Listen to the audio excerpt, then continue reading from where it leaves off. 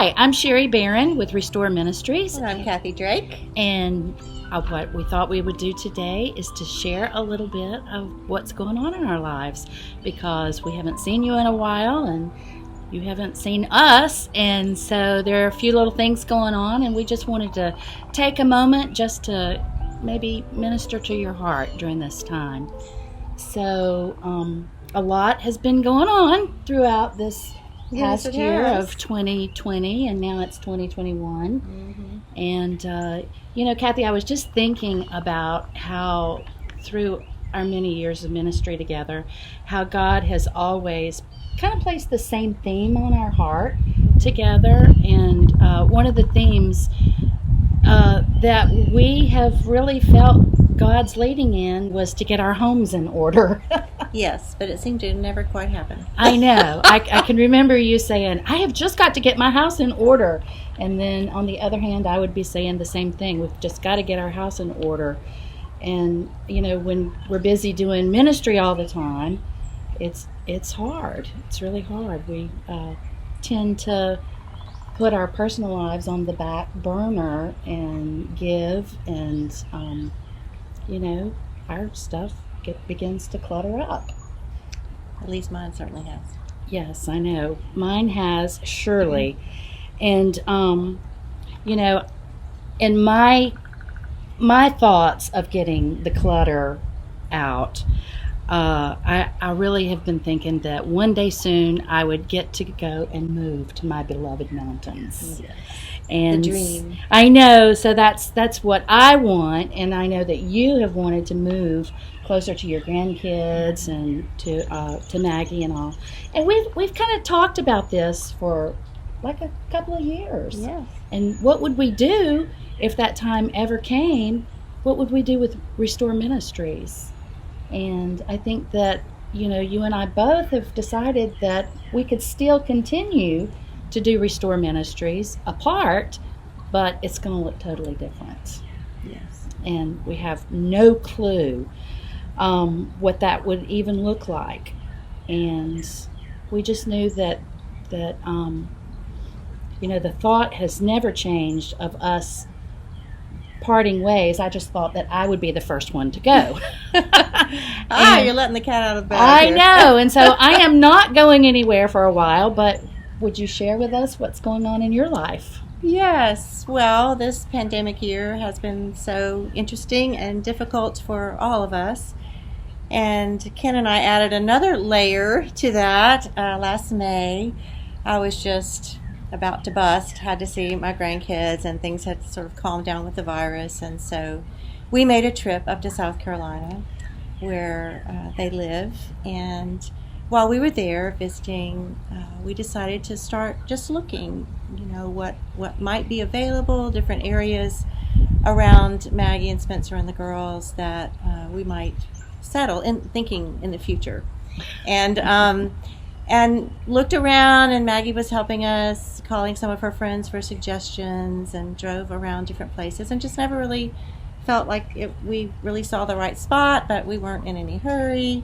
And so on our drive back that Saturday, I remember vividly getting this call from my daughters, and a place had been recommended to her, and she had driven out there and taken a video, and she sent it to us. And it was called Riverstead. It's 30 minutes from her home, and it was just beautiful. Everything that in my mind I had dreamed of, not to be too far, but still have. It's in the foothills of the Blue Ridge Mountains. And so as we drove back into Baton Rouge, we made the decision to check it out a little further.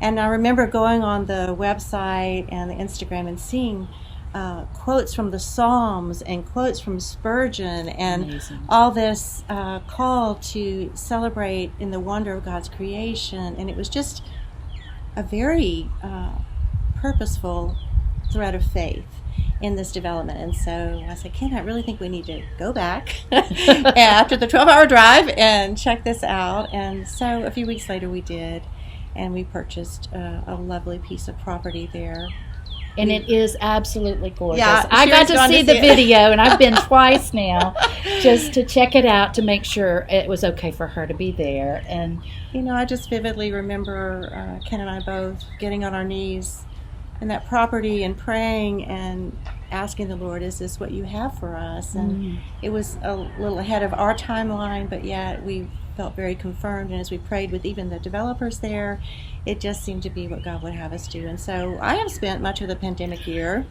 not only decluttering my house, cluttering it up my house with boxes, actually, packing and just trying to go through that process of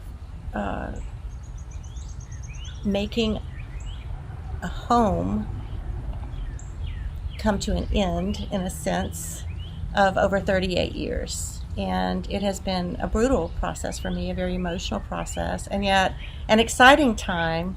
I will say, and I've said to my friends, one of the treasures of this has been when you've been in a home this long, and we have not managed to declutter as we said we were going to all along. I am finding things from my children's childhood, stuffed in the eaves of attics. I am uncovering books that I have read through the years. Many of you know from my teaching that I just am a great lover of sacred literature, and as I've packed away those books and leafed through the pages, just seeing how God has worked so powerfully in my life, and unearthing these treasures of Bible studies from years of people ministering to my heart, Bible studies that we have written and done for Restore, and just seeing how God has worked so powerfully as He has written the stories of our lives through the faith journey in His Word. And so we are going to be moving. We are putting our house on the market in just a few weeks, and we'll be moving late summer. We've been making plans to build a house. COVID delays and all other sorts of commotion has not made that process easy. Not that we expected it to be, but anyway, you can pray for us, because it is will continue to be a time of transition, but there needs to come some sort of closure here, although we still have so many friends and even family here in Baton Rouge that we'll be back and forth a lot. You'll be back and forth. I know. But it's beautiful. It is, and I've just, I've watched you walk this walk, and it so ministers to me, because, you put your hope and you put your trust in the Lord, but it doesn't just stop with hope and trust. It really begins with listening to the Father speak directly to your heart, and then making that obedient step. And really trusting in His timing in it, when it wasn't really, it was in our future thoughts, not for right now. And yet He has a different plan, and He has a purpose for our lives, and it's time to invest in our grandchildren and our children in a way. We'll be closer also to Mary Elizabeth, who still lives in New York City. And Ken actually is from that area in South Carolina. So all of his family, he's been the only one away from his family our entire married life. And so, of course, they're very excited about us coming and finally getting to be there around them. That's awesome. I just see the beautiful picture of the weaving that has taken place in y'all's lives, in our lives, and through Restore. And so, lots of people are asking, like, what are we planning on doing with Restore, and what are we going to do with our stuff? And, I'm sure we'll weed out a little bit. But I was just thinking this morning, too, you and I have said that we don't feel like the Lord's really finished with Restore Ministries yet. We don't know what that is going to look like. We're just waiting, and we're trusting, and I began to think about Abraham, and so I looked this up this morning, and it says over in Genesis chapter 12 verse 1 through 4, and it says, "And the Lord said to Abram, leave your country and your people, and leave your father's family, and go to the land that I will show you. I will make you into a great nation. I will bless you. I will make your name great. You will be a blessing to others. I will bless those who bless you. I will put a curse on anyone who calls down a curse on you. All the nations on earth will be blessed because of you. So Abram left just as the Lord had told him. Lot, his nephew, went with him, and there were many people in his family. In these days, families always stayed and moved together. Maybe I should just go with you. Here, come on, y'all. And you know, Abraham was 75 years old when he left Haran. Well, I'm getting close. And God's blessing came with God's instructions. And isn't it wonderful that God revealed his blessing to Abram at the same time that he told him to move, and he gave him all of these promises? Abram had a lot of faith in God, and Adam trusted God to lead him. He didn't have a map or a compass, and that's kind of where I'm feeling, because I know that God's telling me to move on, but right now I don't have a clue what that's going to look like or anything. I'm just trusting the Lord. And you know, even Abram didn't even know where he was moving. Everything was unknown. But Abram listened carefully to all of God's directions. I wonder if Abram felt the call to declutter his home. You know, Abram's life depended on how well he listened to what God said. And God led Abram to the land of Canaan, which you remember is the land of milk and honey. Ooh. And it was there that God made a promise to Abram to be the father of many nations. And yet he didn't even have any children. So what seemed impossible, Abram moved forward with faith, trusting God's heart for him and taking hold of the many promises that God had given him. And that's just kind of the way I see Restore, that God has something special for Restore. We don't know what it looks like. We don't know where it looks like. We don't know when. But he has placed that on our heart, and we are listening, and we're ready to obey whenever he says to move. But we're not moving right yet. We're thinking and praying on what he has to do, and we just have to listen and trust his heart. You know, some time ago, I think it was at one of our retreats, or maybe it was a Tapestry of Praise or something, that you actually introduced me to Cynthia Clausen's song. Oh, wow. Trust His Heart. And just to trust His heart is just a message in itself. But I pulled up the lyrics, and I wanted to read them to you, and for you, because if you don't know what is going on in your life right now, I just would encourage you to, get on your knees before the Lord and pour out your heart and tell Him the desires that you have. I mean, He already knows them, and He seeks to give you the desires of your heart. Yours is to be with your kids. Mine's to be in the mountains. And, all things do work together for His good, and they will surely glorify His name. So these are the lyrics, and I just wanted to read them. It says, "All things work for our good, though sometimes we don't see how they could. Struggles that break our hearts in two sometimes blind us to the truth. Our Father knows what's best for us, even though His ways are not our own. So when your pathway grows dim and you just can't see Him, remember, you're never alone. God is too wise to be mistaken. God is too good to be unkind. So when you don't understand, and when you don't see His plan, when you can't trace His hand, trust His heart." And it goes on to say that He sees the master plan, and He holds our future in His hand. He sees the first and the last, and like a tapestry He's weaving you and me and you, and it's all to someday be just like Him.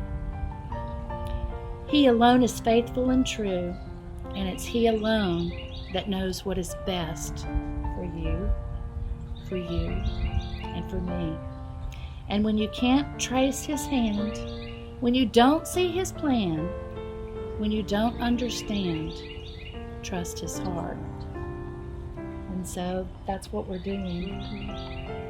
I've seen the Lord's heart through the years, as I looked back at all of the binders, I pulled all the past Restore binders and I put them in one place all together, and just seeing the theme that God worked in us. It began with the masterpiece. That's right. Remember that? Some of you were probably part of that, and just that was born out of just seeing so many women struggle that in their worthiness, with God, and how He saw them, and exploring that, and then the abiding in Christ, and looking at the gifts that we have when we choose to abide in Him and to cling to Him for our life. And I can just picture in my mind reliving the Passover and all the women seated on the floor at those retreat centers, and then the come away, my beloved. Beautiful, beautiful, studying what it meant to be the bride of Christ. Oh, that was powerful. And the prayer journeys that we did, where we chose to just pause and set aside a few hours to just rest in His presence and go from place to place and let Him deal with us. And then there was the feasting. And I thought a lot about that as I've packed up all of the things in this home, and all the women gathered in this home and worshiping the Lord and lifting their voices in song, and how we celebrated communion together, and then just tables laid out all over this house within these walls and outside, having feast every month through Restore. And what a beautiful, beautiful time that was. And then our last year before the pandemic, the one thing, choosing for Jesus to be our one thing, and what that looks like for our life, and what it looked like in the lives of men and women in Scripture. And it's been a time for us of digging deep into God's Word, because He had lessons to teach us about who He was and who His character is, and learning to trust Him with our lives. And I pray that, and it seems that God has used the messages that He was weaving so deep within us in your hearts as well, as we've poured forth in Restore, and we'll see what He has in the future. But we can learn to rest in that, and that in the midst of it, He is the one who takes care and tends to our souls, and that's what Restore's really been all about. Restore my soul, and how He, when we seek Him, because He is our one thing, what greater treasure is there? No greater treasure. No greater treasure. One thing I desire, that I may dwell in the house of the Lord and worship Him forever. That is what we will be about. Whatever it looks like, that's what we're going to be about. I know. So there you have it, straight from the heart of Kathy and myself, and from Restore to you. And we do desire that you would pray for us both. I'm going to be missing my dear friend over here. And this is when I can say I'm truly grateful for technology. Yes. If that's one thing we learned in this pandemic year, it's that, we depend on it a little bit more than maybe we thought we would. So I still be able to see your face. Yes. So that's good. We love you, and we thank you so much for how you continue to support Restore Ministries. And once again, we just truly ask that you would continue to pray for us as we even now continue to pray for you.